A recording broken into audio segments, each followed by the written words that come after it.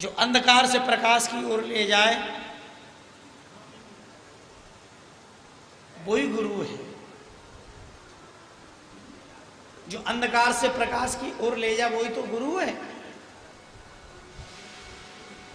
इस बच्चे का कोई गुरु नहीं है तो भगवान नहीं मिल सकते, क्योंकि गुरु गोविंद दोनों खड़े का के लागू पाए, बलिहारी गुरु आपने सु गोविंद दियो मिला।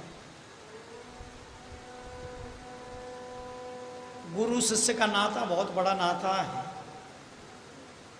आजकल गुरु जी फौज इकट्ठी करवे काज है, निमंग चेला बना लेते हैं। हाँ, जहां चले जाओ गुरु जी तुम हमारे गुरु बन जाओ। ध्यान से सुने सभी, ध्यान से।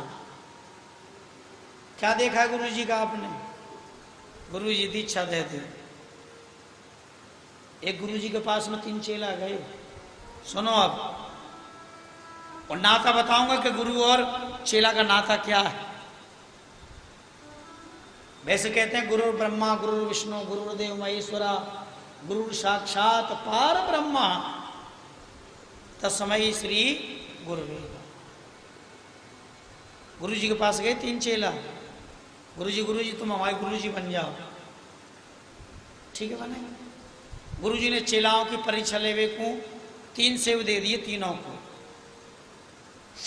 गुरु जी ने कहा कि इन सेवों को ऐसी जगह खा के आना जहां तुम्हें कोई देख नहीं रहा हो। एक चेला गया रात में अपने कमरे में घुस गया, किवाड़ बंद कर लिया, अकेला है, सेब खा लिया। दूसरा चेला गांव के बाहर पहुंच गया, खेतों में देखा कोई नहीं है, सेब खा लिया। और तीसरा वाला जो था वो बेचारा जंगलों में होके गुफा में पहुंचा, और जो अंधी गुफा थी ऐसी गुफा में घुस गया। बात याद आ गई, मेरे गुरुजी ने मुझसे कहा है ऐसी जगह खा के आना, तुझे कोई देख नहीं रहा हो। उस बच्चे ने सोचा संसार के जीव मुझे नहीं देख रहे, लेकिन मेरा परमात्मा मुझे देख रहा है। उसने सेब को खाया नहीं, अब लौट के आ गया।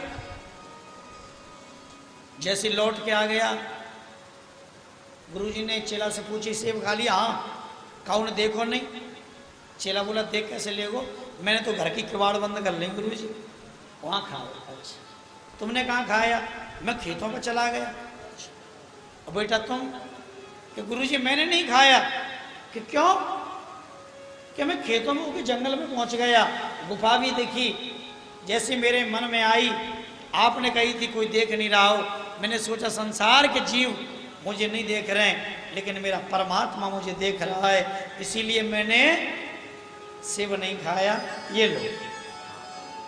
तब गुरुजी ने कही कि ये चेला बनने लायक है। अब हर कोई चेला जहां देखो मैं दीक्षा ले ले। चेला को भी देखना चाहिए वास्तव में ये हमारे गुरु बनने लायक हैं या नहीं। गुण अवगुण तो बहुत दूर की बात है, क्या देख पाओगे आप? चेला के अंदर भी क्या हम पहचान कर पाएंगे? लेकिन वो तो भाव से ही मालूम पड़ जाती है, कहाँ इसका भाव कितना सुंदर है। क्योंकि गुरु और चेला का नाता जैसे दूध और पानी का है। गुरु कौन है? दूध। यहाँ हमारे भी 7-8 शिष्य बैठे हैं, समझा रहा हूँ, क्योंकि गुरु पूर्णिमा को तो समय नहीं मिलता समझाने का। गुरु का मतलब है दूध और शिष्य का मतलब है पानी।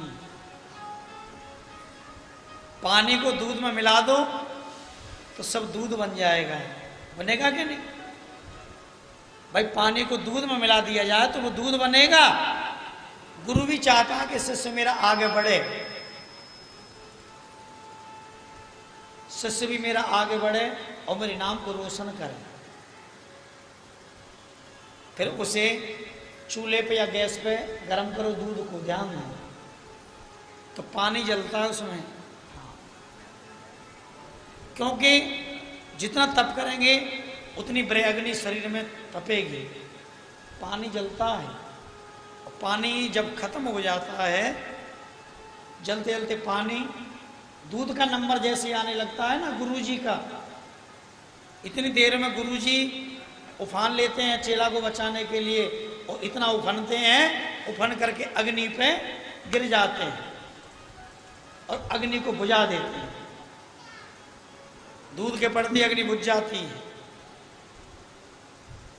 तो चेला को भी तो वही बचाते हैं। तो गुरु वही है जो खुद भी तरे और शिष्य को भी तारे। इसलिए गुरु कैसा होना चाहिए आगे कथा में बताएंगे हम। छठवें दिन की कथा